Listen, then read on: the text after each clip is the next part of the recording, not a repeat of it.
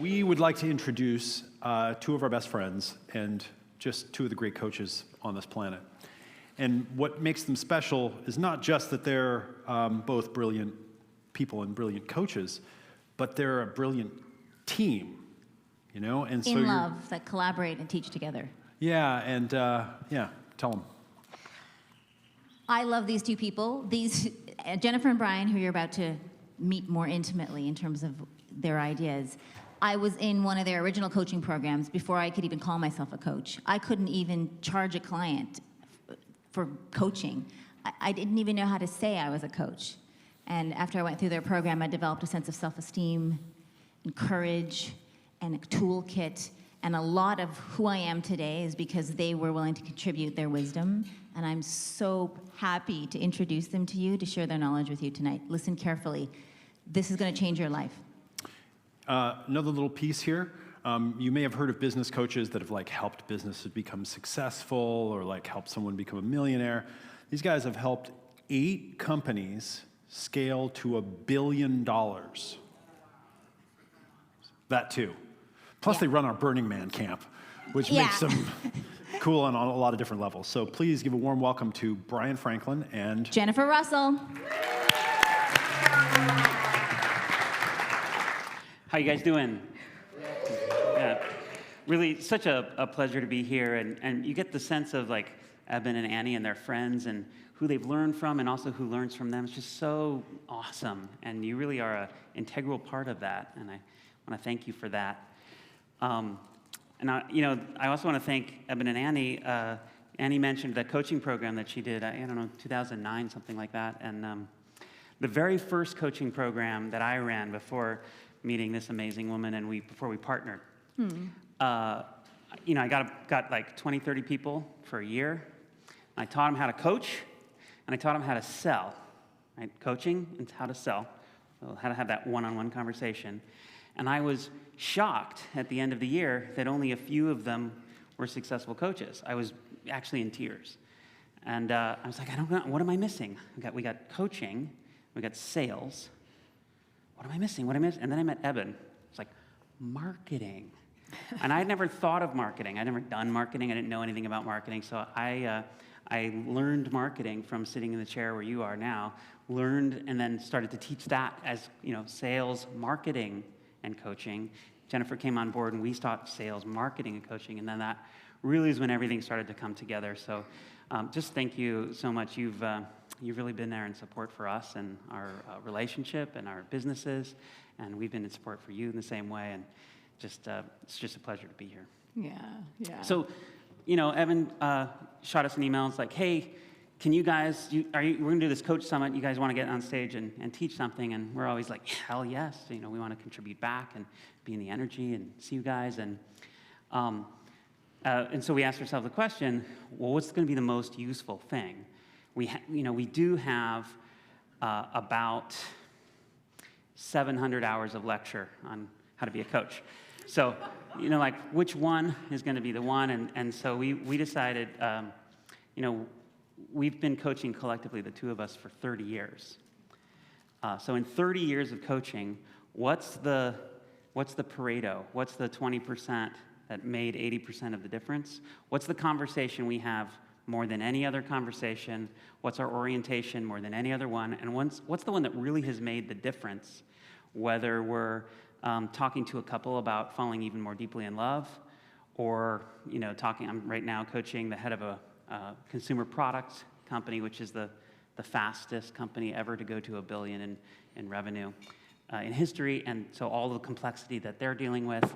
And this is the conversation, the one that we're going to have with you today. It's our model for how we view the world. Yeah, and it was hard to really distill, like, what is the one thing that we're doing every single time? And so I guess right now we want to kind of take you on a journey into our cockpit. Like, what does it look like behind the scenes when we're listening to all of the people that we serve? And what are we paying attention to? And so I think if we can give you a little bit of that cockpit view, you're going to get a really neat and deep understanding of how we view the world, how we help people. So here we've got an upward arrow. And so say someone comes up to us and says, I want to 10x my business, yeah? So here they are, they've got this arrow pointed in the direction of this goal that they want, and they're saying, yeah, I want to 10x my business. We said, okay, so you want to 10x your business? And they say, well, yeah, right? And so then another part jumps up, yeah, I'd like to do that, right? And so we're hearing that as another part that's coming up, slightly off the center. And then they say, well, yeah, and then, I just want to make sure that I don't do it without sacrificing my work-life balance, right? So I just want to make sure that before I do that I don't hate my life. But I really want to do this. And then I also, I can't really get started yet because I don't have the resources. I need to maybe raise some money. I don't have all the team, right? And so you hear this, and we're asking questions, and we're really getting into the weeds with them about this desire they have. And then they come again, and they say, well, my problem is that I'm really I'm a genius in this area, and no one else really can market it like I can. Like, I'm the only one that really can talk about it the way I talk about it and close those main deals. So that's really got to be me to do the marketing and maybe the selling and maybe the fulfillment too. So they're, so they want to 10x their business, and then I say, well, what would having that do for you? I'm like, well, really, what I really want is to make my parents proud and find that man or woman of my dreams, and they're not going to be proud of me unless I am successful in my life. And so here we've got all these parts, yeah? And so what you're seeing here as we're playing this out with these arrows is am I listening, or how are we listening to this conversation? And so each one of these parts that are coming up have one unit of power, right? And so with this, when they are all pointing in different directions, right, you can see, does anyone do any vector math? Right? Yeah, good. And I'll explain in a minute. But you can see how when your parts are moving in different directions, how you're actually creating a lot of tension in the system, right? But really, this is only the tip of the iceberg here, because what we're seeing is just the conscious ones, right? These are the ones that are volunteering. And in our cockpit view, we're listening to that conversation. We're seeing each of these as distinct entities, sub-personalities, right? And they have their own beliefs and ideas and relationships to the world, to the ideas they're talking about. They also have their own hopes, dreams, fears, frustrations, and often in contradiction to the other parts in the system. So now that we look at the conscious ones, but what's really going on is, well, there's all these ones under the surface. So as we're even hearing that, we're not just hearing those layers. In our cockpit view, we're listening for the shadow, right? And maybe some of the shadow might look like they want to 10x their business, but they realize they're absolutely exhausted. And we can feel like a heaviness when they say it. And it might be even subtle. Yeah, I want to 10x my business. And that's why the work-life balance came, right? And you can feel that heavy where the energy is down and in. And so, but it's in their shadow, and they don't even realize that there's a whole part under their shadow that's not happy with this idea. Like, in fact, is in total rebellion to adding any more energy in the system. And then even sneakier, maybe there's like, well, I may not admit it to you, but I feel a little guilty taking the money because I know we help some people, but we're certainly not helping everyone. Right? So when we charge what we charge, it's only a fraction of the people are actually getting the value. So there's like guilt in there or shame in there around it. And you won't even see it. They won't say it. But you ask them, well, how much do you charge? Oh, I charge, $1,000 a month. And you'll hear the pinching in their voice where you can feel that there's not a lack of congruence, right? And then maybe in the shadow, just as another example, maybe it's they came from a family system where in their family system, money was corruption, right? And no one in their family, all those 1%ers, they're the problem with reality, right? They're creating the issues. And so if I have money, then I'm going to be corrupt and I'm going to be part of the problem. And so they're not actually right with 10xing their business on a really fundamental level, not logical, but they can't belong to their family system and actually have this outcome. So here we've got a light and shadow, right? And this is only part of what's going on, because the reality is that when we add over here all of these vectors up and all of the ones in the shadow, we've only got just a little bit of power and momentum towards what they want, right? And so the lack of alignment is creating so much tension in their system that it doesn't make any sense, actually, for us to add the many dozen mental models that we teach, all of the advice in the world that we've got, all of the accountability. Because, you know, the sad story when we started coaching is we came with all this, like, strategic, brilliant, you know, plans and ideas and gave them, like, gold. We thought, like, oh, if you guys would just do this, your businesses would be 10x. You'd be one of the other billion-dollar companies we're working with. But no amount of that advice and that plan would get us there, right? Because there's a lack of alignment in the system. And so you add up that vector and you just don't get far, right? So when you add your coaching, and that's us on the left. We're in blue, see? We're the blue, see? Yeah. The coach. Go blue team. You see that when we add all that, we add just a very, very tiny amount to that vector. And so that's what we're noticing. And when we listen to people, we're actually in our cockpit hearing all of these parts show up. And so we want you to really get good at detecting those, because sometimes they're really subtle. And we figure if you can, then you've got a chance of actually realigning their system, right?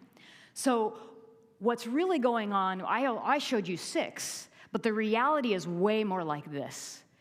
Right? You see this? This is like hundreds and hundreds and hundreds of parts. We are this conflagration of so many of these. You know, Freud started this with the id, the ego, the superego.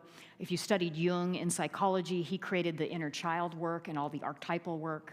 And what we've come to understand, if you study things like NLP and other psychology, is that we are actually many, many, many, many, many parts.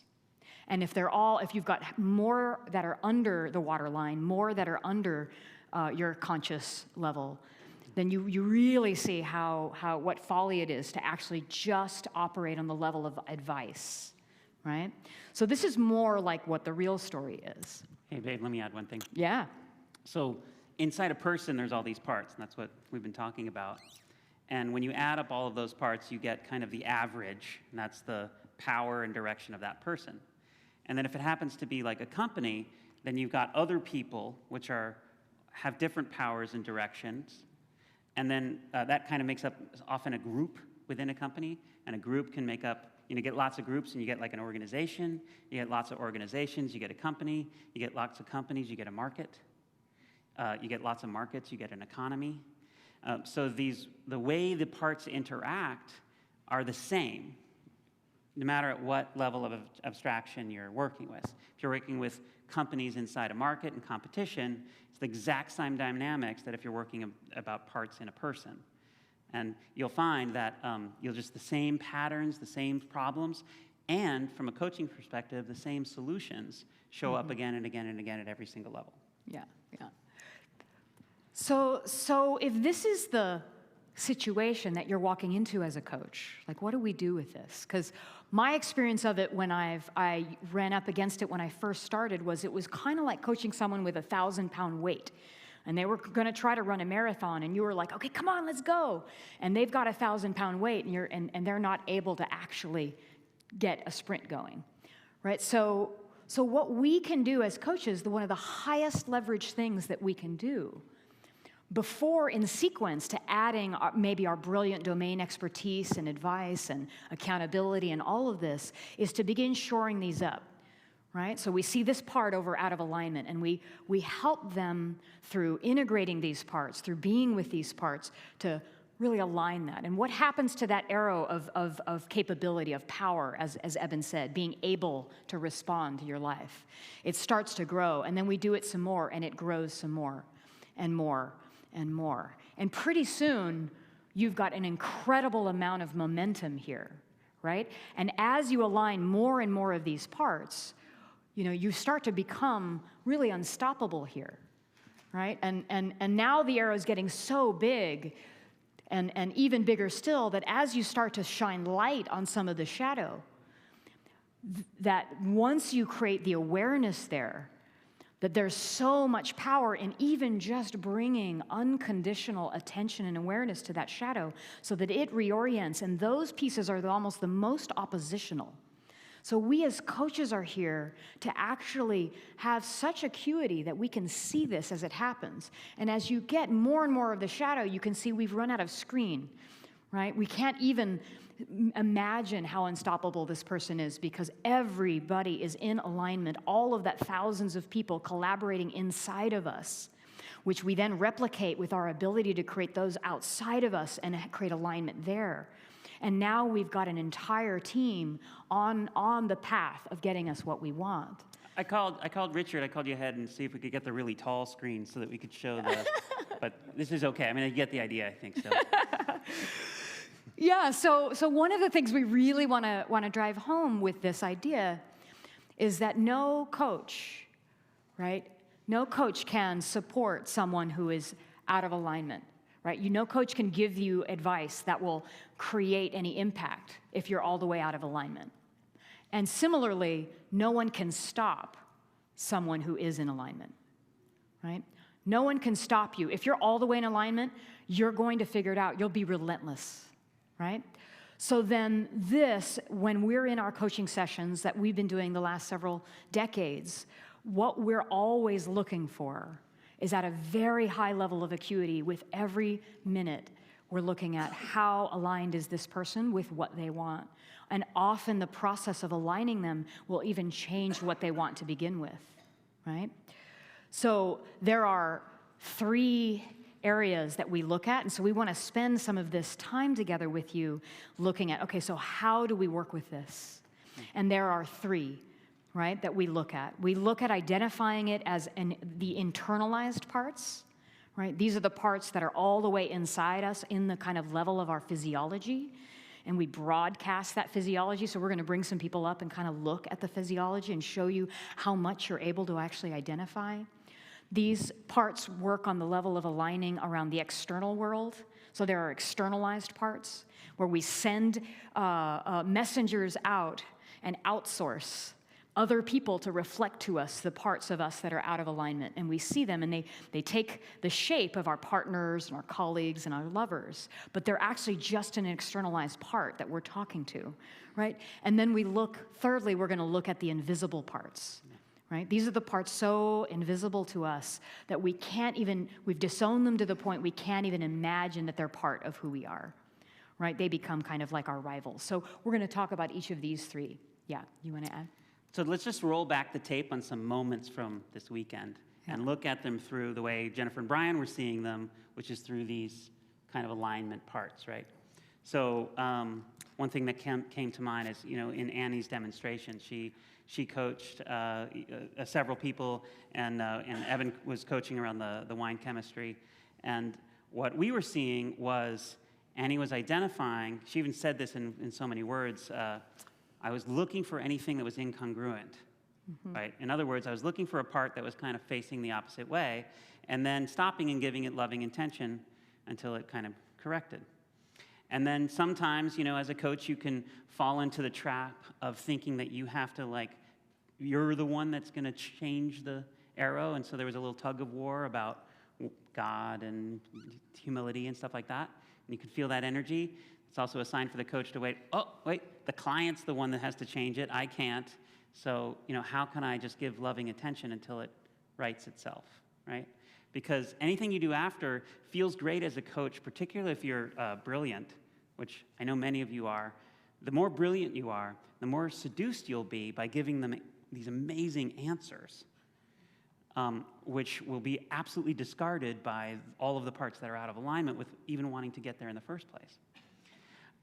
So I saw, and then there was a question about, what do you do next? Okay, so you've aligned all the parts, and then how do you track progress and stuff like that? Remember, that was your question. So I'm hearing that question. I'm thinking, you track progress by measuring alignment. And one way you can measure alignment is if the dilemmas at every, you're always just working on alignment. And if the dilemmas that you're hearing are higher and higher order dilemmas every time you coach, then that's progress. If you're hearing the same dilemma again and again and again, then those are the same two parts, and you're not making progress. But to measure the actual outcome would presume that you know which of the parts all the others are going to align behind. And as coaches, well, I'll just speak for myself. In 20 years of coaching, I've yet to be able to have that skill. I have no idea how you're going to organize yourself when all your parts are free to love each other. I just don't know. But I do trust you to know that. And that when that happens, it will be far greater than anything my imagination could have come up with. Mm-hmm, yeah. mm-hmm. So we want to kind of play with you all, if you're willing. So we want to show you, we'll do a demo with someone that is willing to come up and like, who in here knows that they've got maybe some parts of them that are a little bit out of alignment with what they want? All right, you want to come up? Maybe we bring you and maybe you. We'll do one at a time. Yeah. Yeah, do we have the mic?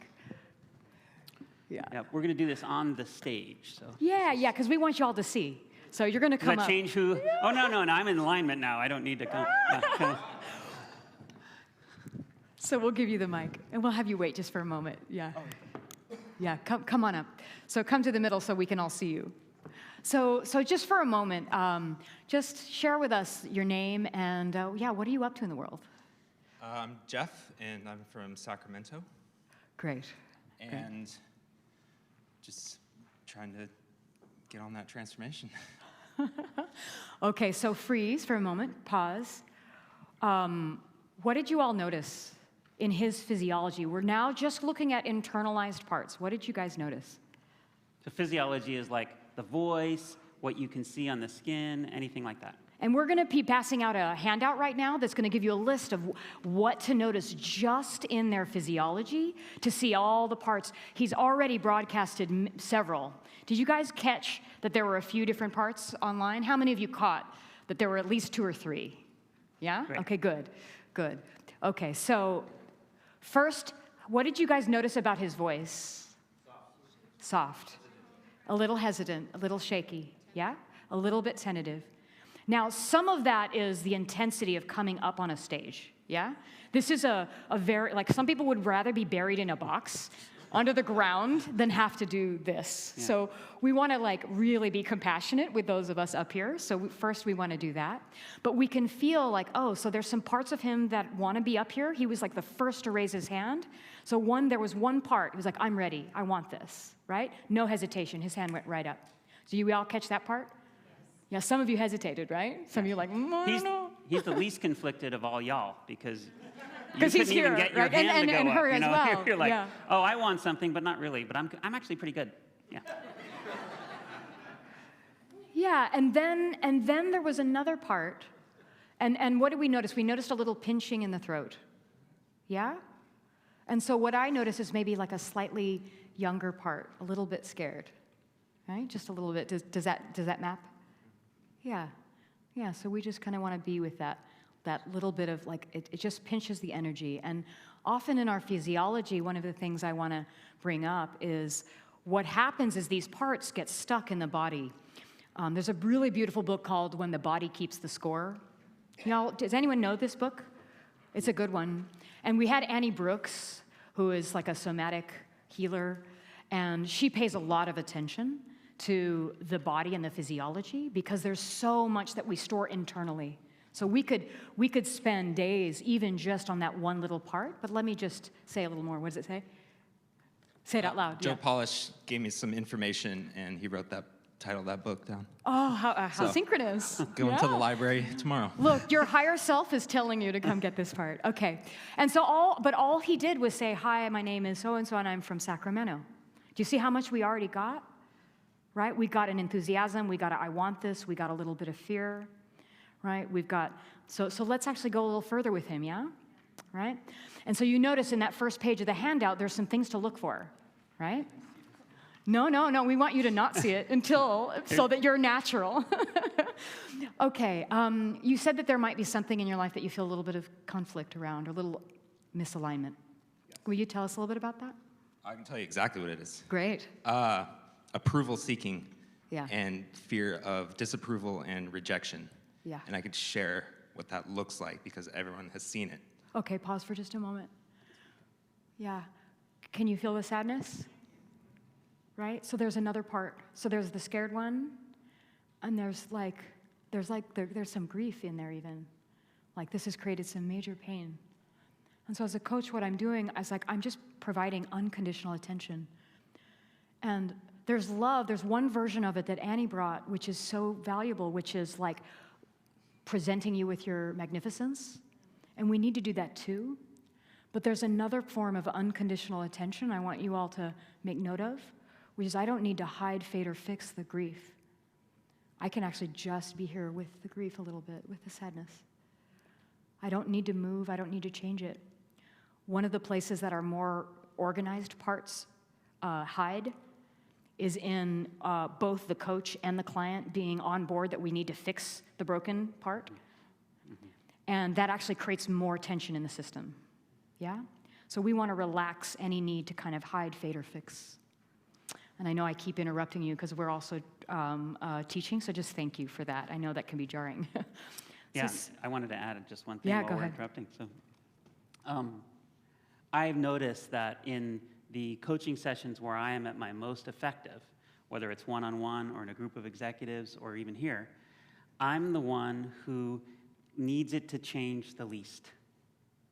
I am the most okay with nothing ever happening. Oh, he said he's the most okay with nothing ever happening. There's a way to, we'll get his mic in a minute. There's a way to drop the agenda, and that dropping of the agenda allows that part to have a voice maybe for the first time. Now, you seem like really aware of this part, so this one wasn't in the shadow, so this one has some voice, yeah? Like you've talked about this part of you. Not really talk, I just had... Here, go ahead, use the mic. Sorry. I just... can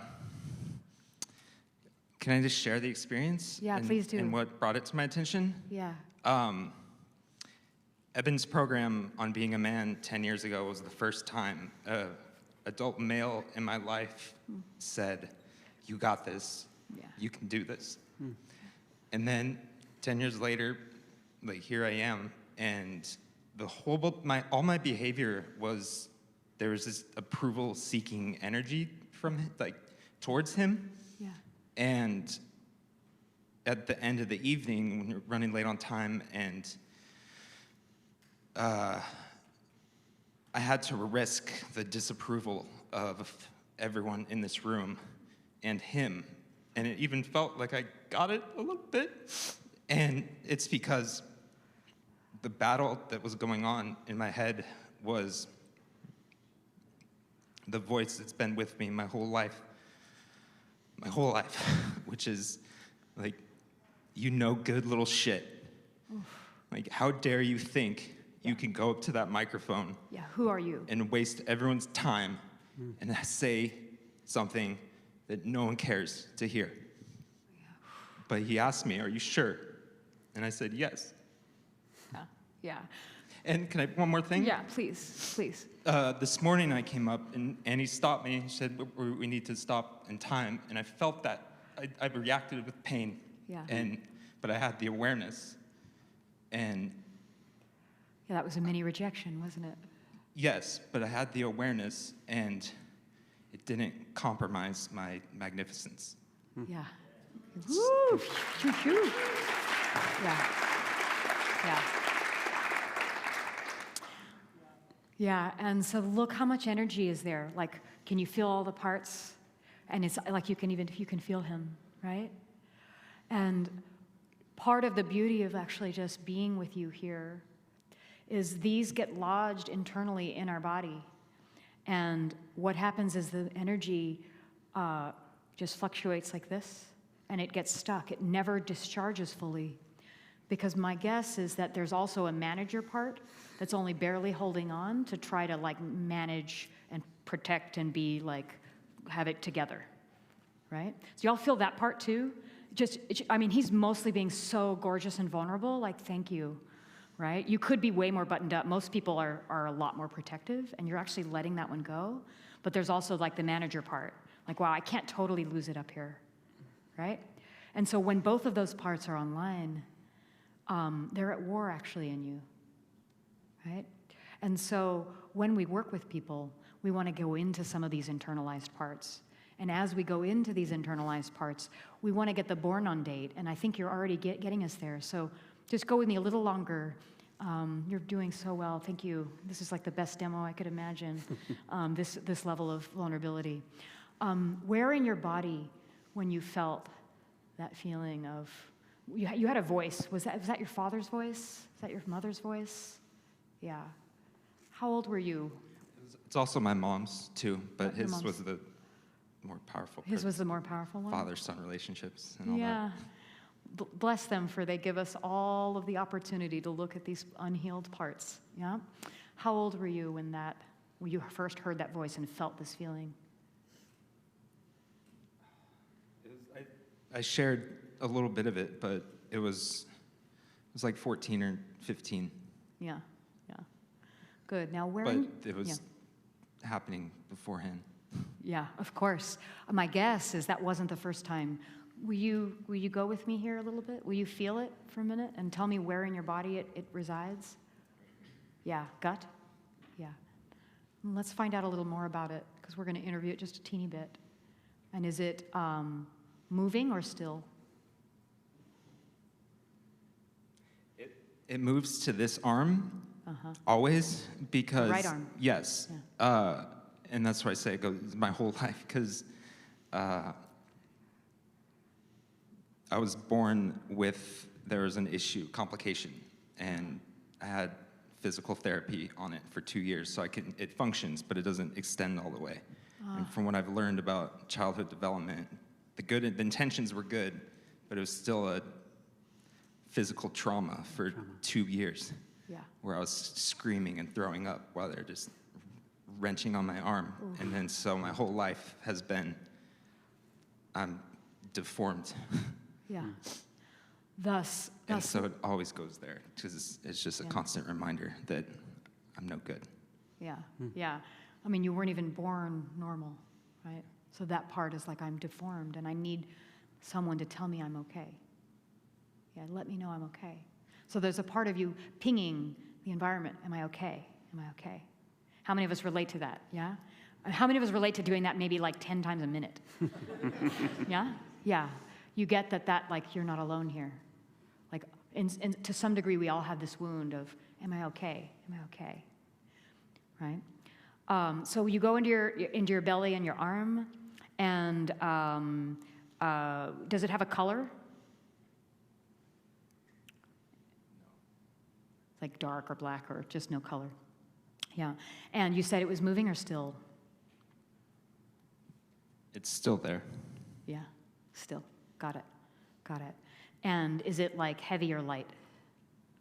It's very heavy. Yeah. So there's like a heavy weight inside his body. So now we're getting into some of the physiology here. Yeah? Yeah. So is there any imagery, if you go into that part that is feeling that feeling, is there any images that come? Or even feelings that come? The thing that popped up was my dad tried to remodel our house, and he did all the inside, and he like added this big extension window in his room, but he never like painted that extension. So there's always this mismatch. And I always hated it. And I was just like, why can't you just finish what you start and paint the house? Yeah. And it was just wood, and then the house color. And I don't know, it was incongruent. Incongruent. Yeah. Yeah.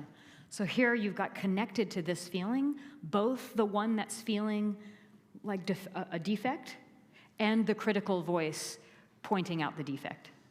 Right? Do you see that interlocking structure? So that very spot in him is two parts that are going to lock each other in place. Yeah? Look, there's something wrong here. This is defective. You didn't paint it. It's wrong. Like, you see how that's that same voice? And then oh, I'm not okay, I'm defective. Like literally the structure, the house that wasn't painted, my structural body is deformed. It's not right. Right? So this is symbolically representing that parts conflict. Yeah? Yeah. Got it. Got it. So y'all seeing this? Yeah. Yes. Got it? So do you see how much is here? All he said is, hi, my name is so-and-so, I'm from Sacramento. So this is like there's worlds available here as we go into some of these parts. And when we stop and go into the physiology, we can go in here. So I want to go just a little bit further. Normally when I would do a coaching session that goes into material like this, it would be like a multi-hour, 90-minute session. But we're only going to do a little bit, so we're going to go a little further. So go into that place that's in your belly, and that's kind of heavy. And we're going to see if we can find like the born on date. What's the first time you felt that feeling? You said you were in your teens, I think, right? Did it happen before then? Yes. Yeah. Tell me about that time. We went to the store, and my dad said my sister and I could get some ice cream, and we like ran to the aisle, and she got her flavor first, but we were gonna have my flavor, so I punched her and I ripped the ice cream out, and then I grabbed my flavor, and then I ran to my dad, so that's what we bought. And then she told on me, and then my mom and dad sat me down, and I lied about it, and then my mom grabbed me by the arm, probably this one, because it's sitting on the outside, and she just yelled, "You better not be lying to me, because I fucking hate liars." Oof. Yeah, yeah. So here's one of the origin. This is like one of the born on dates for this part. Yeah. I want you to notice one other part. Did you notice that as he was talking about stealing the ice cream, did you notice the smile? So isn't that fascinating? Do you want to say something? Yeah. Yeah. That's on your list of one of the things to look for, is like having something that you're ashamed about, but then smiling at the same time. Yeah? So there's another part in there. Go ahead. How many of you do some form of parts work in your coaching? Yeah. Okay. Oh, good. Awesome. Good. So this is especially for the advanced ones, but even if you're new to it, I think you'll pick it up as well. So there was that moment. There were also two earlier ones that stuck out to me. One, he said, father-son relationships. You remember that if you roll back your tape? Yep. And then we talked about physical therapy. That was 2 years of trauma, right? So what I take from that, with knowing nothing about you, is that there are parts that... I'm sorry, were you saying I was smiling when I said that? Yes. Oh. Indeed. Thank you. Yeah. Yeah, just like that. Yeah, we don't always notice, yeah? Like, this is why we need a coach on the outside to see what's happening, yeah. So that's there's a part that identifies with that experience, and it's dear, and it's not going to be taken away. Yeah.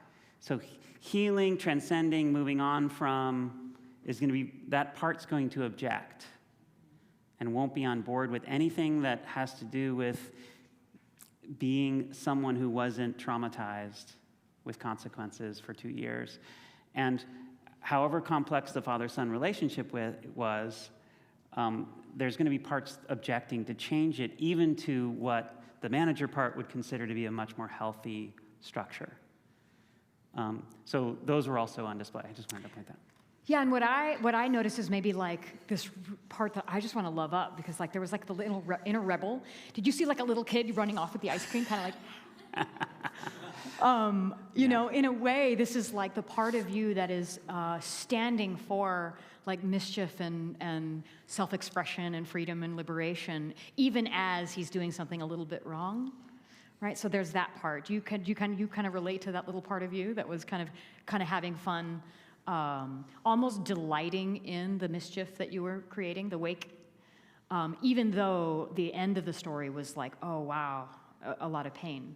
So that part in you was not celebrated fully in that moment, right? Not by you, and probably not by your parents in that moment. It's hard sometimes for parents to handle like how to be with a part like that.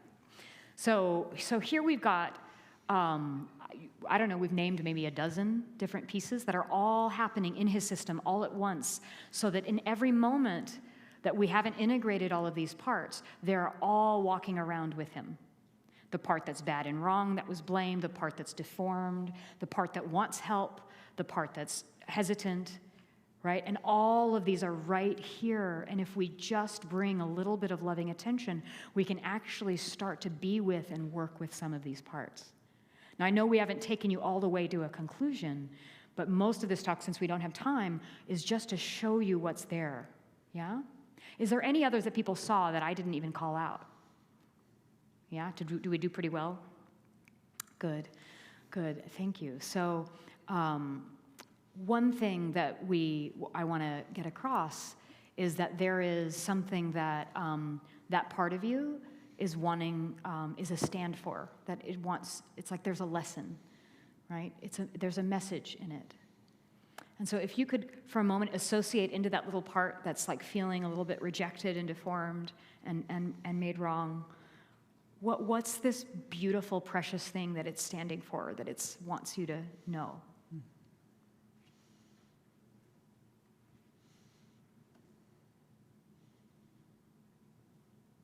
That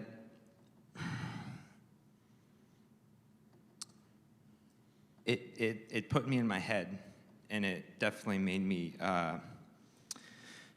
just resent my body. Yeah. And I just didn't care and don't care. And I always describe it as like a meat wagon for the most complex object in the universe.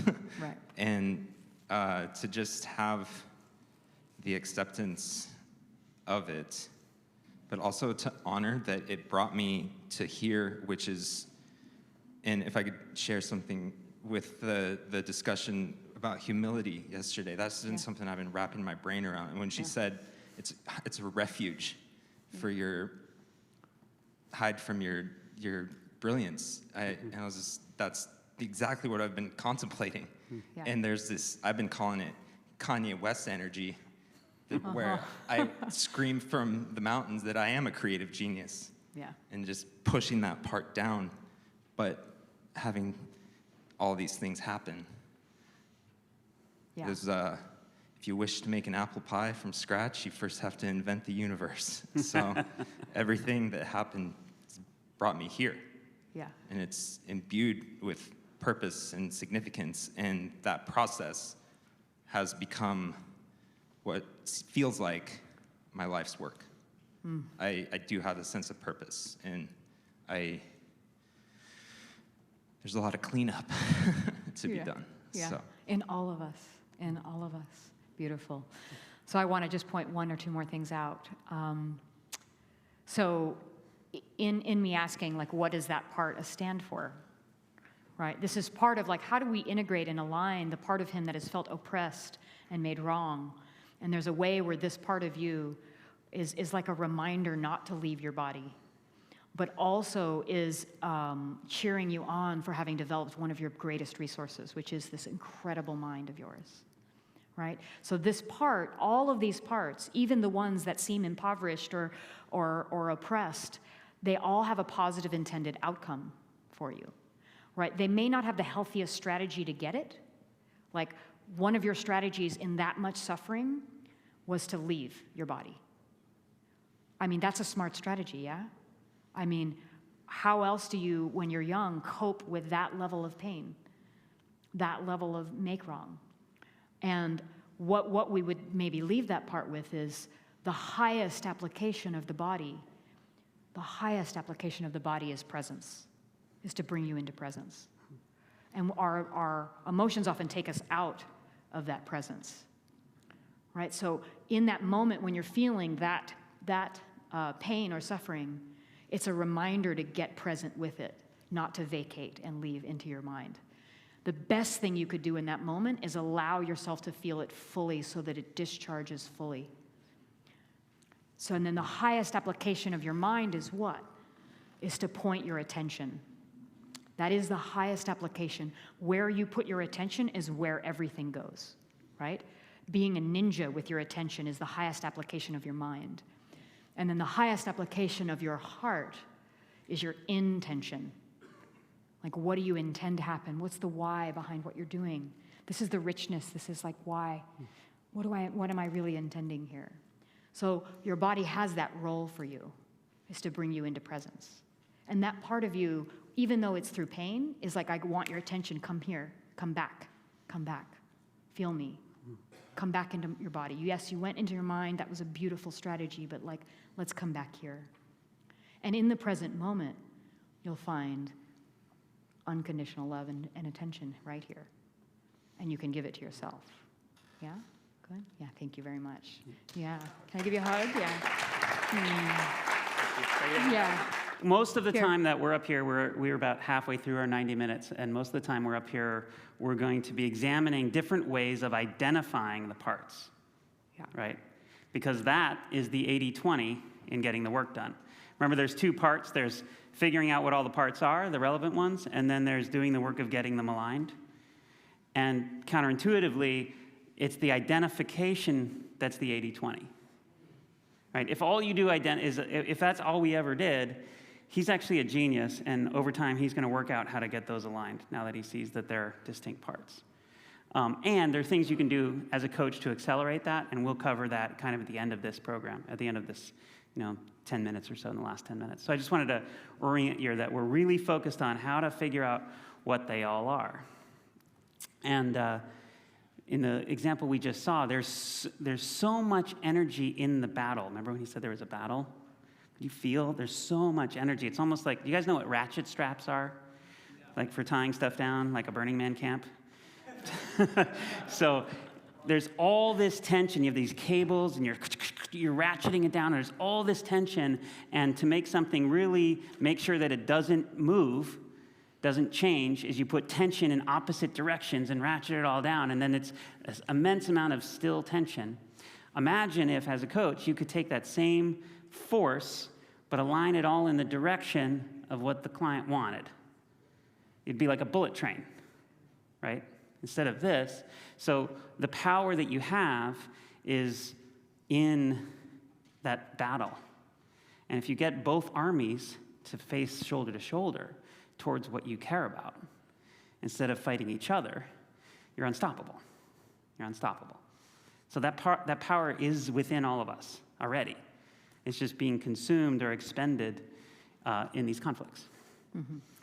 Okay, so Jennifer talked about Internal parts. Internalized parts. It's one place that we hide the shadow is in, I have a stomach ache. That's not me disagreeing with my goal. That's just a stomach ache, right? Right? So there's another place that we hide our out of alignment parts, which is on the faces of people around us, right? So if you want to accomplish something and there's other people who you're experiencing as an obstacle, that's a place that Jennifer and I go, if you're perceiving them as an obstacle, there's a part of you that resonates with their point of view that is disowned, that you don't think is you. And so you've got their point of view and my point of view, and I'm trying to wrestle them. It's almost like taking the parts conflict and putting it out in the world to see how it turns out, right? And it's a beautiful mechanism, because we aren't all the way integrated, we give ourselves the ability to kind of create a mirror, and we hire these people around us to represent the parts of us that we've externalized so that we can actually see them. Yeah. So they end up holding the points of view that may seem like in opposition. And so we look at these externalized parts through the people and that we're collaborating with. So maybe we can... Particularly if I don't this. like that part of me, it's way more comfortable to pretend it's someone else, right? Yeah. So I just outsource that. And then anyone who kind of fits sort of the description, then they're the objection. So I'll tell you a story. So I had a starter marriage that I before this one. Yeah, before I knew what marriage was, I thought it was something else. And I definitely thought being a husband meant something else. So that starter marriage came to a close, and I was in the process of negotiating the divorce, which, as they go, was reasonably not messy. There was pain and conflict, but it wasn't like years and years of attorneys. So I was saying, it seems kind of unfair, but I think it's going to work out this way. And I was talking to a few people, 3 or 4 people, about the arrangement and why I thought it was fair. Even though it was mostly her getting the assets and mostly me getting the liabilities, but I thought it was fair and I had my reasons. And all of the people I was speaking to said, you don't think this is fair. This is not fair, this is wrong. And I started fighting with, no, it is right, and no, it's wrong. And I was fighting with them. And I think they stopped me and said, first of all, I want you to notice that 100% of the information about this that we're responding to has come from you. We don't know your ex-wife. We haven't spoken to the lawyers. We haven't seen the documents. So you have created in us the resistance to try and tell you that you're arguing with. And that's when I realized there were parts of me that weren't on board with it. I thought it was kind of a good idea on one hand, but I wasn't on board with it on the other hand. And I didn't know that. I thought that these people were wrong, and I was going to convince them until one of them geniusly explained it to me. And then I had just met Jennifer at the time, and she said, look, don't sign a thing you're not in integrity with. Don't sign a thing that you're not congruent with. And so in seeing, oh, these are really my parts, then I had to go and love them all up, get them in a room and say, okay, y'all not going anywhere, so what do I have to learn from you before we can get on the same page? I got on the same page, became congruent, and that was when that chapter completed. So does that explain? You said say it again, but. So you're saying that you would tell other people about your starter wife, and Specifically about the divorce arrangement. about the divorce agreement. Yeah. Yep. And you would tell them all this information. Yep. And then they would get an opinion from that information. Then you would argue with them. Correct. But Smart, right? Good use of friends. And so you're like projecting that out to them, but they're getting the information from you, so you're actually arguing with yourself? Exactly. Okay, thank you. Yeah. And we're the point is that you guys are doing that all the time. All and the you time. think it's them having a different opinion and you having yours. What's really happening is you're outsourcing that part of you that's not in alignment and letting them represent it for you so that you can see it. So this is what projection is, yeah? That's what we're going to do right now. Yeah. All I'll right. give an example. You ready? Get comfy. Okay. Tell us your name. Carolyn Carpenter from Southern California. And we're looking for a situation that's important to you where other people in the situation feel differently than you. Do we have something differently. like that? Well, it's more about, it's the momentum of it all. So I have a partner that I feel responsible for so many different levels of people. With my partner, and then with all of my students, and then with the producers I'm introducing my students for. It's a lot of people that I feel sort of not responsible for, but it's a lot of input. Yeah. A lot of input. And then I have a family that's like, what are you doing? What's that? Online? What? I have a lot of resistance from my general immediate family. Okay, got it. A lot of scoffing, a lot Perfect of example. This is great. Yeah. So a lot of encouragement, and it's going well, Yes. surprisingly. I'm new, it's like I'm just trying to keep up with it all, and I'm just creating content, because then my students go, we need this, and now I'm coaching because they want coaching, and I'm just like, I feel a little bit, I wouldn't say overwhelmed, because I'm super excited, but there's just this it's like concentric circles. It's like a spiraling of energy and momentum, and it's all really exciting and cool, and I'm also a tad bit terrified. Yeah. And yeah. So just before you get into the externals, since we just taught internal, did you all see some of the physiology of all of those parts that she showcased? Did you feel how high the energy was? And did you feel how much motion there was in the system? Right?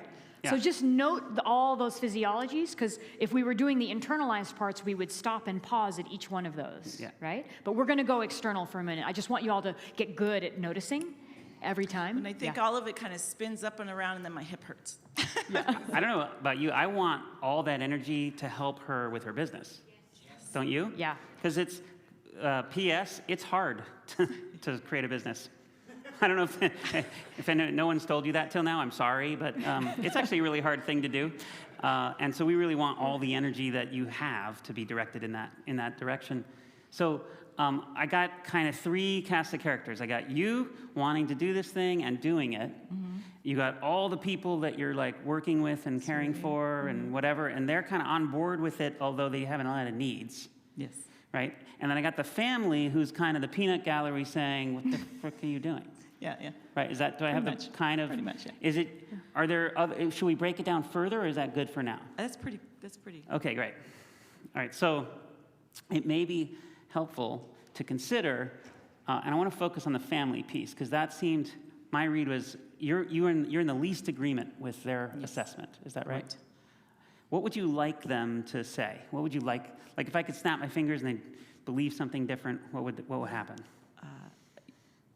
You're not going to leave me if you go do this. I would like them to believe that. Okay, great. And awesome, this is so cool, go. Okay, great. But they're not saying that. No. What are they saying? Well,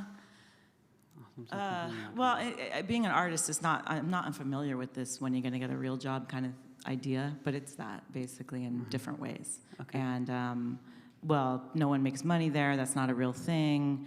It's not, it's scammy. You're going to take advantage of people. Facebook is evil. You know, that kind of thing. Awesome. Okay, so those are all, that's what the external world's saying, and most of the time you don't think that you think those things. I don't know. I never think those things. Yeah. And as a coach, it may or may not be important to me that she get on board with the concept that those are her parts. I know they're her parts, and we can work with them pretending they're not or realizing they are. It almost doesn't matter.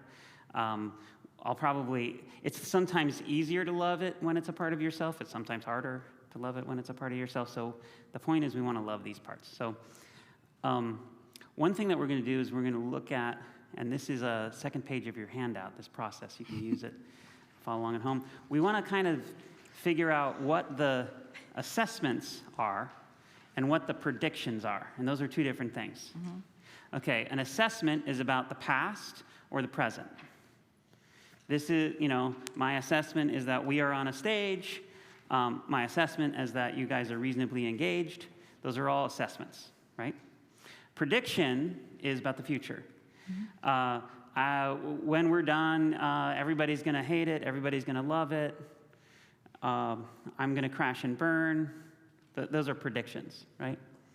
And predictions are, they're difficult because they're not provable. And they're often dearly held. I think we as human beings live into the future, meaning our emotional state is more keyed to what we think is about to happen than what's happening, generally. If you're about to vote, that's why Friday is everybody's favorite work day. Nobody goes like, Monday's my favorite because I just had a great weekend.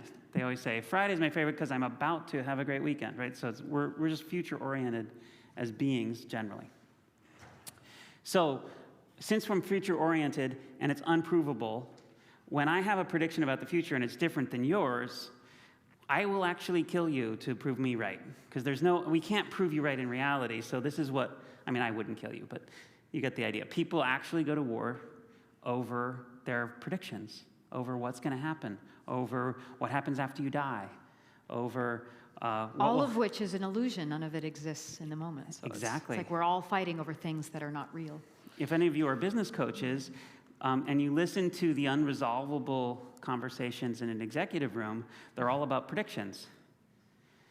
Those are the ones you can't ever resolve. Because if you say how much revenue did we make last quarter, you can go find it out. If you say how much revenue are we going to make if we make this decision, you'll never get agreement on that. So my method of dealing with that is just disregard them and assume that everybody's predictions, including your own, are totally invalid. So we're just not gonna we're just gonna pretend that they're, Disney movies or fairy tales or something. It just doesn't matter. And assessments, like what's happened in the past and what's happening now, we're gonna assume that everybody's assessments, mine and all of yours and theirs and everybody's, are equally valid. Because the truth is we all have different perspectives, right? We have different points of view. So just because I can't see what Jennifer's seeing doesn't mean that what Jennifer's seeing isn't there. It just means that I don't have her point of view. So if I just go ahead and assume that all of her assessments are valid, all of mine are valid, and all of our predictions aren't, we can get to some resolution. So let's break down the family. You're having a moment over there? So, yeah, so Okay. because just that alone makes me realize that my statement that I never think those things is actually a lie. Yeah. Ah. Yeah. So we were starting to incorporate them. Yeah. She said just that statement alone makes me think that when she said, I never think those things, that was actually a lie. Why? Because if I look at what their assessments are, the reason that makes me so upset is because it's tapping into something that feels true. Yeah. Yeah. Yeah, it's It wouldn't matter to pretty you. You obvious. wouldn't be at the microphone. my hip wouldn't hurt. My hand wouldn't have gone up. Like, I didn't even know why my hand went up. I was, what am I doing up here? I didn't Yeah, raise my hand. It was your family. They set up a string on your finger and they raised your hand. Yeah. So let's break down some of the things the family says that you don't like that they say. And let's break them into predictions and assessments. And so remember what they were, something about Facebook? and Facebook's evil is one. Okay, Facebook It's not is- used for good. Facebook is evil. That is an assessment. Right. So let's say that it's true that there are aspects of Facebook that are evil and that they are seeing that clearly. Yes, and that is true. for Yeah, them. exactly. Next one. Oh, I didn't say this one, but one I get is I'm worried about you, that you're not going to handle this. You're not going to be able to handle this. Okay, is that a prediction or an assessment? A little bit of both, but prediction. Well, I'm worried about you that you're not going to handle this. Is that a prediction or assessment? Prediction. Okay, so we'll disregard. That's totally invalid. We don't need to care about that. I like Okay, this. next one. You feel lighter already. This is not a thing. This is not a thing. What are you doing? This online business thing is not a thing. Yeah, so is that an assessment or a It's an prediction? assessment. Yeah, so what does that mean? If that's valid, that this is not a thing, what do they mean by that? That's true. They mean that you can't sort of make a living off it or survive. Well, that's a prediction. That is a prediction of it. So we're going to get, this is why we need a coach, because it all kind of bundles up in one. So is it true that there's like people selling vapor on the internet? Yes. Yeah. Is it true that there are people marketing things and that people don't actually get the results that the marketing promises on the internet? Absolutely, yeah. Is it true that there isn't a huge company that you can go to and have a security blanket, knowing that they're sort of you're safe in that job if you're doing this? Is that true? That's Yeah. not true. No, it's not true. There is. You can. Okay. Wait. I'm Say that asking. again, sorry. Is it true that going out on your own and doing something that other people haven't done before is creating something new and therefore high that risk? is true, yes. Yeah, Yeah. exactly. So I'm not exactly what they meant by that, Right. but you could ask them.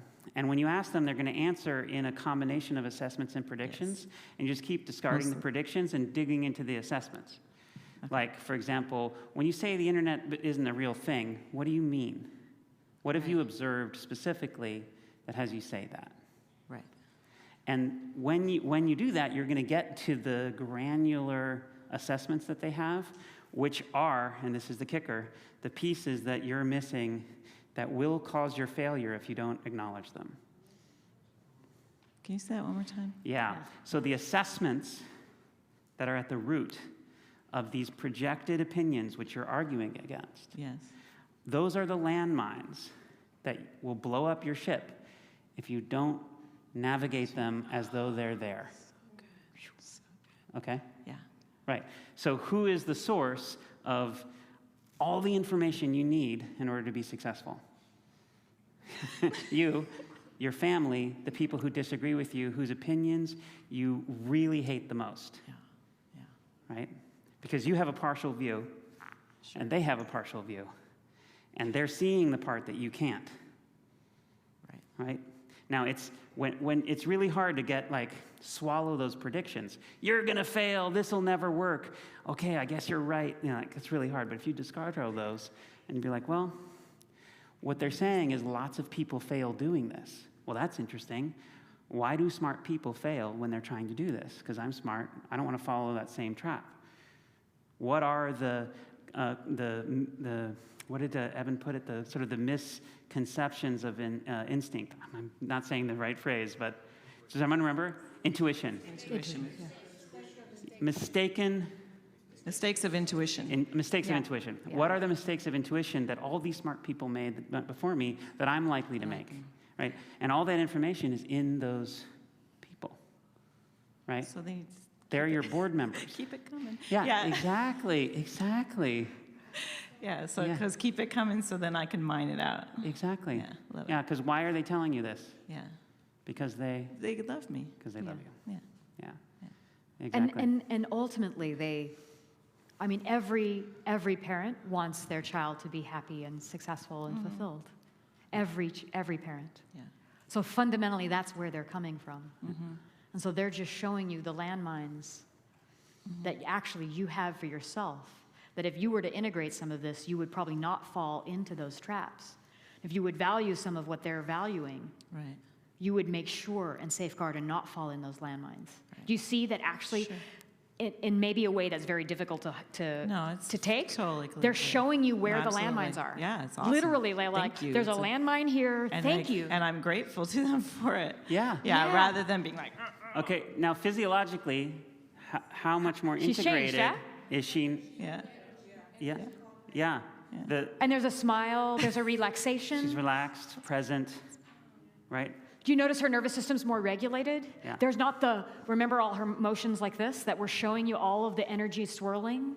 Now she's actually smiling and thanking her parents for showing her these landmines. And they may not have been very artful, but we can forgive them that and look underneath. Yeah. Like, what are they actually wanting you to see? Well, Right? you weren't artful when you chose them to project that thing on. If you had owned it from the beginning, they wouldn't have had to do it. They would just have to say, I love you. But since you had disowned that part, someone had to go pick it up, and they were nice enough to do it. So we can thank them for that. Let's give the family a hand. Yeah. So we've got 20 minutes. Okay. Just right. Yeah. So to align externalized parts, imagine that all assessments, here as well as others, are equally valid, and all of the predictions are equally invalid. And that immediately starts to, does that answer your question? You said, how do you get a hold of that? Yeah, perfect. Now we get into the juicy part, which is the invisible parts. Yeah. Do you see how willing she was to kind of accept that those were parts of herself? That doesn't always happen. Sometimes there are parts that are so unpleasant that no amount of coaching will convince you that they're actually a part of yourself. And so those usually show up in partnerships, and co-founders, love relationships, things where you're really locked. So We sometimes call these disowned parts. yeah, there are rivals. Yeah, Who here can admit that you have some rivals? Yeah, great. great. Okay, so who wants to align the parts of themselves that are disguised as these rivals? Can I have someone come up? Yeah, you want to come up? You want to? Yeah. Yeah. So this is a partnership where you don't see eye to eye on something important. Does that fit? No. So this is a partnership that you're in where you don't see eye to eye on something important. You have that kind of a rival. No. Do you have a rival? Do you have a rival, like an actual person that you're like fighting against? Like I want it my way. No, I want it my way. This is my And You it's got been one? a long time. It's not like, yeah. Okay, great. Great, perfect. Cool. So. Okay, so wait. Notice the physiology, right? I want this and I don't, right? So now we're already seeing some parts. So we're just going to be pointing a little bit at what we've already covered, and then we'll have you do this. Yeah. So take a look up there for a sec. Now, if we can just get your rival to get this, I think we're done. We'd be done. Right? Am I right? Okay. And I think that's our time. No. So is this how you feel? That you're right and they're wrong? Because we need to start with this one. This is what I'm working to get out of. Okay, great. But And you feel this? Definitely. Okay, but good. It's more in my head now, so I know that I'm not always right, Yeah. but I feel that I am. So there's a part of you Yes, that knows that's not true, Yes. but there's a part of you that knows that it is true. yes. Yeah. And the part of you that knows that it is more located in your emotional body. I think so. Yeah. And there's a part of you that thinks about that. Okay. I'm actually shaking. I can't believe this. Hold on to what you need to hold on to. Yep. If at any time you need to stop, just wave at me or something like that, okay? Okay. Okay. So the first thing that we want to do is notice, we want to change the right-wrong frame. First of all, just tell me the story. What are you right about? What are they wrong about? Just convince us.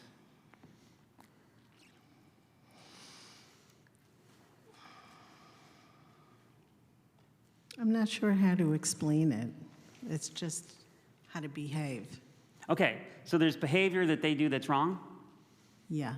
Okay, what's that behavior? It's like a worldview, I guess.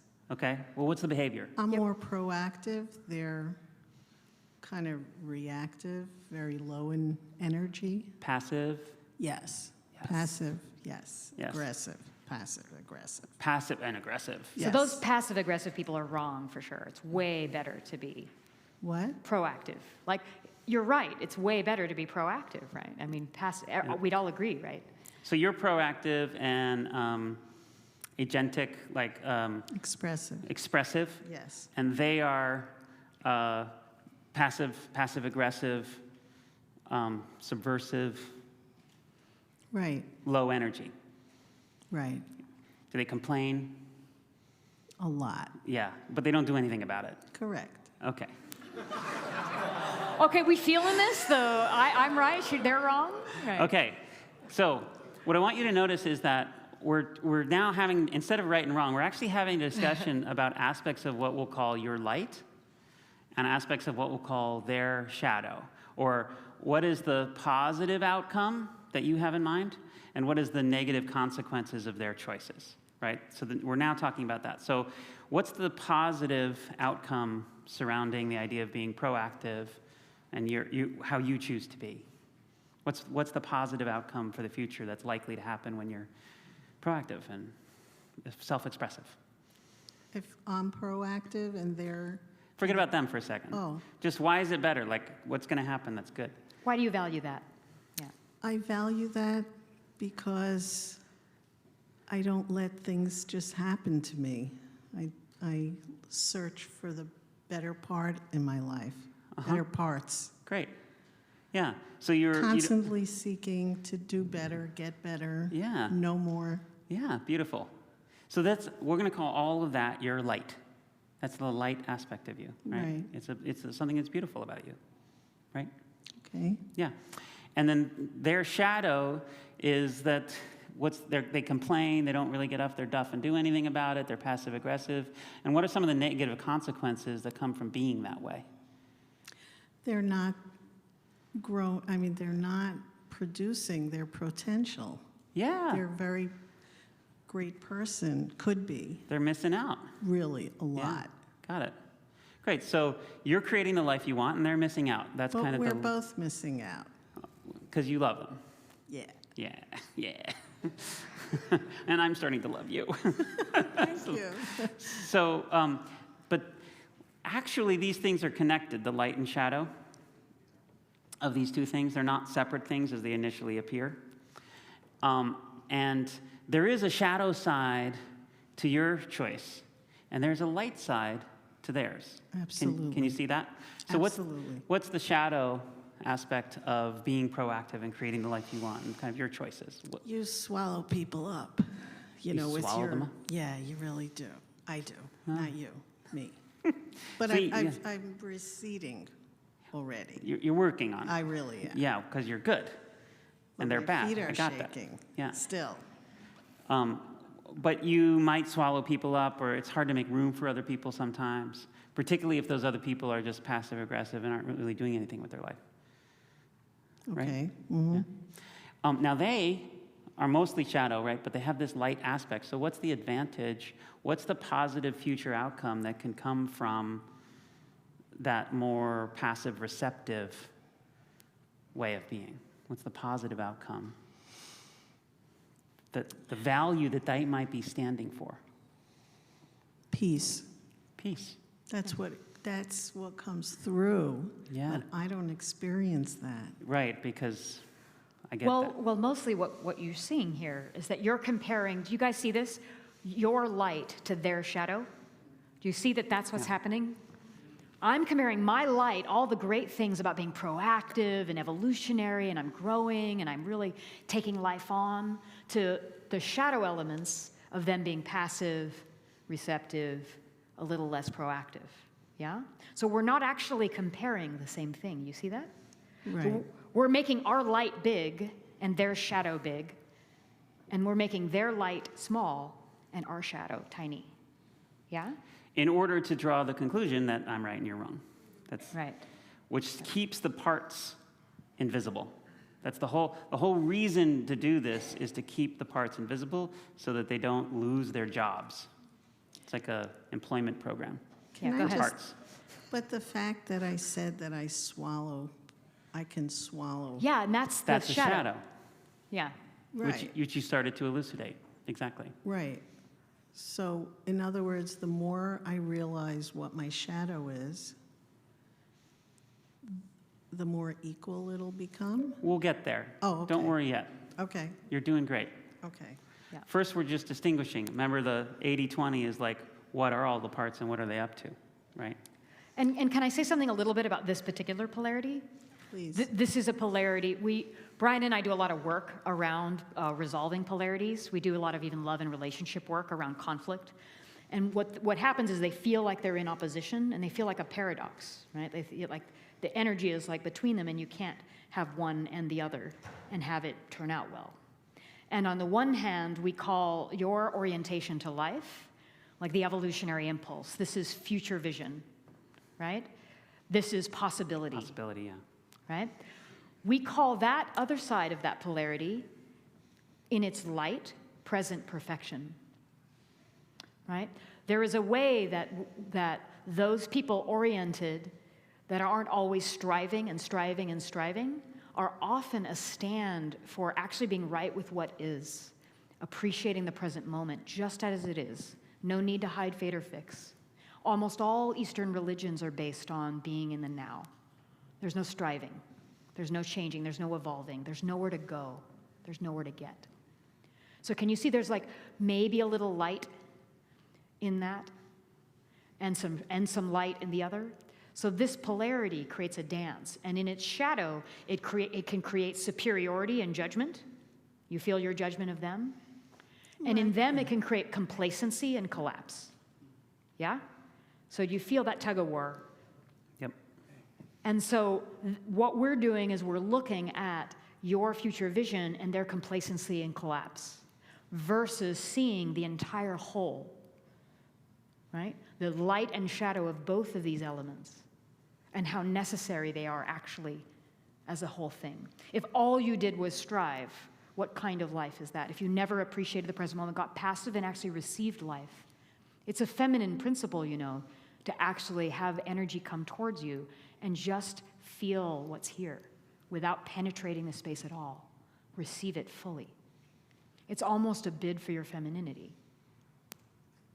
Well, I'm turning more that way. Uh-huh. Yeah. Yeah. So what happens is often when we're very young, we're faced with a dilemma.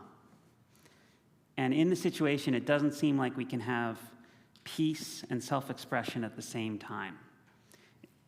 So imagine you at 5 or 6 or 7 years old, and you can either choose peace in this moment or self-expression, and either choice in the mind of the 5-year-old is going to sacrifice the other.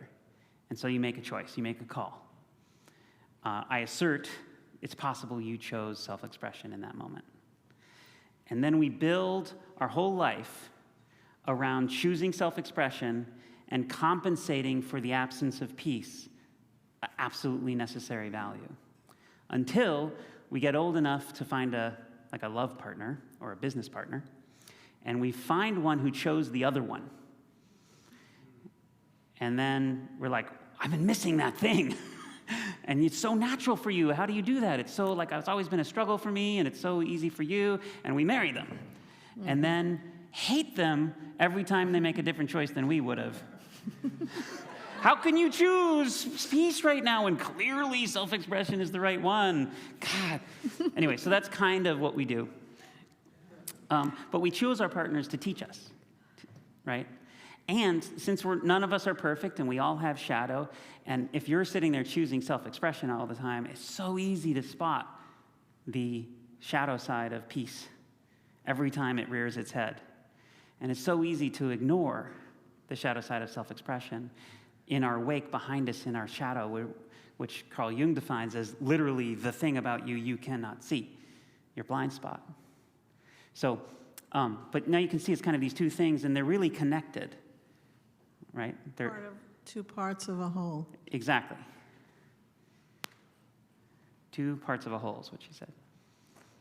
So it turns out that each one of these polarities is a one thing. There was a discussion earlier about humility. So humility is a light, and dignity is the polar opposite of that light. Right? So there's dignity and humility. The shadow side of dignity is, what do they call it? Like Posturing. puffing up. If you don't have enough humility, you're like arrogant and puffing up and overstating and compensating. The shadow side of humility, which Annie was speaking about, is collapse and low self-esteem and, oh, never mind, you guys go first and there's none left for me, that's okay. That's the shadow side of humility. But humility and dignity, the light and the light together, create, and this comes from our friends at the Integral Institute in Boulder, dignity and humility together create composure. And when you have sufficient of both, you have this one thing where you have composure, and then you're lifted out of those shadow elements. So does this make sense? That you and your partner are actually doing this together? You're creating one thing called, on the bottom, it's overwhelming you, subsuming you, passive-aggressive, overexpression, underexpression, and on the top, it's peace and expression and proactivity and all those things. Like if you take the two of you together, you can see that you're doing all that stuff. Does that make sense? Not quite yet. I'm not sure. Okay, good. But So, I have, Please. I don't know if can I ask a question? please do. Yeah. Because this thing is in my head, because when I was younger, Yeah. I wasn't given the opportunity to express Uh-huh. myself at all. Yeah. So when you said that I chose that, Yeah. it didn't feel right. Well, maybe that came later, that choice. Once you were given the permission, finally. God damn it, I wasn't able to then, I'm going to do it now. Well, I took the ability outside of my sphere, Yeah. in my family. I just grabbed the opportunity Yeah. where I could. Yeah. And how was that received by those who, Aggressive, yeah, aggressive, which is the shadow. right. Right, exactly. So for whatever reason, we get together with these partners and we divide the world left and right. Democrat, Republican, conservative, liberal. I have a client who is the head of innovation at a major Fortune 100 company, and the people who are in charge of forecasting the revenue are his arch enemies, because they're in charge of predicting the future, and he's in charge of creating a future you can't predict, right? So we divide these lines left and right. And the integration is to team up and to divide the line top and bottom and say, you get the peace part of this equation. I don't understand that. I'm not native there. I get the self-expression part of the equation. You're not native there. Neither of us want any of the shadow stuff. Right. So let's team up and figure out how can we orchestrate and organize ourselves to get both of the top and avoid as much of the bottom as possible. And we're going to be spotters for each other and help each other out, right? But to so you need the perspective of your rivals to achieve both light elements and avoid both shadow elements. You cannot do it without the perspective of the rival. That's why they are there in the first place. And this is written on the handout, but your rival probably wasn't in this room, and therefore isn't up for this conversation necessarily right away. They're going to perceive it as just another way you're trying to take away their peace or whatever, that you've been, because everything you've done the whole time is trying to take away the value that's so important, peace. And when you're calling out that I'm passive-aggressive, really, I know what you really mean is I'm not allowed to have peace in my life. Right? That's the rival's perspective. So that first conversation, it's helpful if you say, rival, I just want to admit something. Peace is really important to me.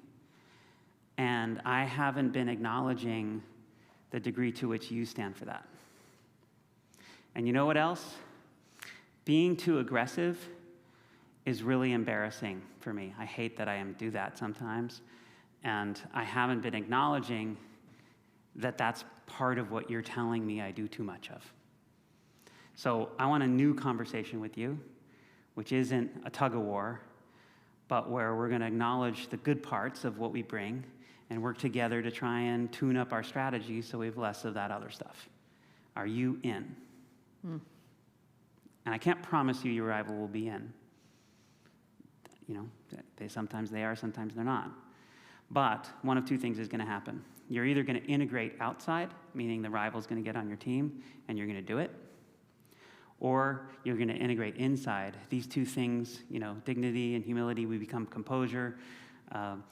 Truth and harmony will become a harmonious truth, a willingness to speak the truth and be at peace. These things will integrate in you, and if the rival's unwilling to integrate in them, they will slip out of your life. Yeah. So those are the kind of options.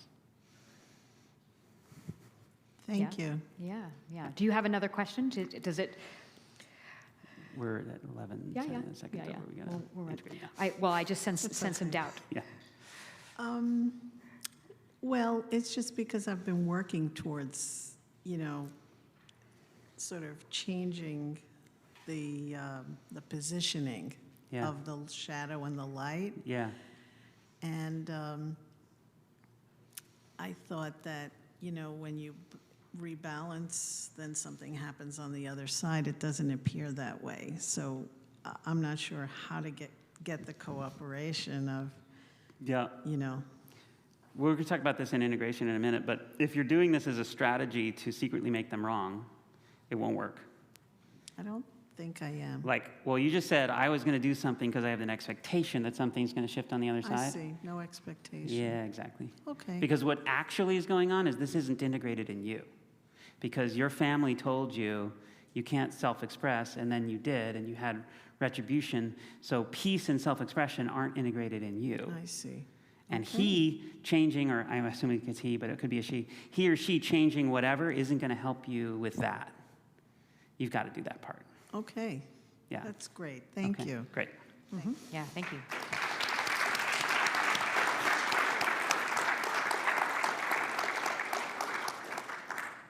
So the last piece here is around integration. And on the back of your handout, we have sort of how to move from disintegration with your clients, with yourself, into integration, yeah? And you've been hearing a lot. With that? No. Okay. You've been hearing a lot today. You know, Annie did it, Eben did it. Many of us have come up here and shown you that the way to integrate these parts, right? The way to integrate these parts is to move from like ignoring them, judging or criticizing them, shaming or blaming them, right? Disparaging, rejecting, right? Everything on the left side. And what we want to move towards is welcoming, appreciating, forgiving, praising, right? And what that does as you move from one side of this sheet to the other is it sort of melts the ice, it melts the tension that's creating the war. The moment you stop resisting these parts, they start to melt and reorient. And now it's not only the internal parts in you, but it's literally the external world. Because as you get good at actually aligning yourself internally, you start to get good at rallying other people towards your cause, right? And so the more when you hear something that tends to be someone holding like a rival idea, like a value that you formerly thought of as a negative quality, is notice that you're looking at your light against their shadow. And in that moment, make sure that you're excavating what is their light to my light, and what is my shadow that I'm not acknowledging, and how can I actually even welcome that shadow, right? So it's not just pumping up the positive, it's also actually taking in the shadow and finding that you can love that part too, right? So we want to welcome it, love it, be grateful for it, accept it, learn from it, right? We want to validate it, empathize with it, encourage it, respect it. So everything on the right side of this sheet is an integrative relationship. And so the more we as coaches and we as individuals are bringing that to our parts, the more you're going to have all of those arrows pointing in one direction, and you'll be unstoppable. And that, more than anything that we can add to your coaching before we add our mental models, like that is what actually creates and shores things up. And rather than taking someone with their 1,000-pound weight, in that moment when you've actually integrated all the parts, seen all the lights, all the shadows, loved them all, appreciated them all, gotten and excavated everything there is to find there, that's the moment you go from pulling someone with a weight trying to run a marathon to working with an Olympic athlete trying to shave a few milliseconds off so he can win the race. Mm-hmm. And that's where coaching gets really exciting. Right? And that's what we want you to be up to. But you can't do that out of sequence. You've got to start with the integration of these parts. So did we get a sense of how to identify these internalized parts, the externalized and the invisible? Yeah? Yeah? You feel like you've got a sense of it? Could you see it in everyone that came up? Yeah, right? So this is the beginning. Remember, what did we say? What did someone say? Awareness brings momentum? Yeah, I think that was builds momentum. That would be Covey. Covey, yeah. So bringing that level of acuity and awareness to the system is really what we want to leave you with. Yeah.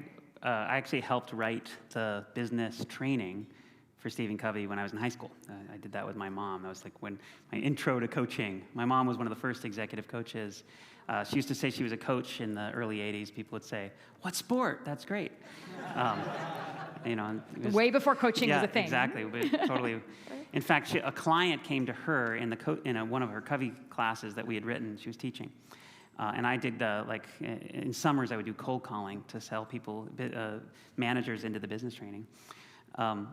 And a client came to her and said, "I just did this EST program." You guys know what EST is, right? Yeah. I just did EST, and in EST we have a coach. Will you be my coach? And she's like, "What's that mean?" Just, I know that I'm going to forget all this stuff when I get back to work. Will you just call me once every other week and help me remember what it is that you just said?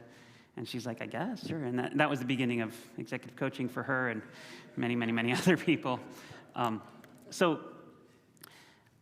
Warning.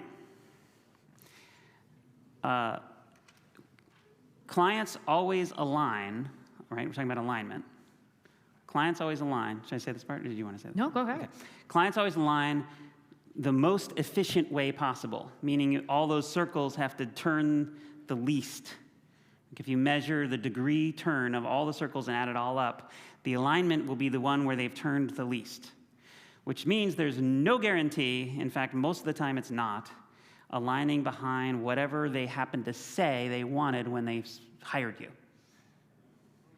In fact, most of the time, the part of them that's in charge of saying what they want is not actually the one who, it's almost like there's a board meeting and there's a Democratic vote, and then a senator comes out and says, "All right, we're going to do this," even though it's not what they voted, because they want to kind of get the press to think something else. That's kind of what's happening.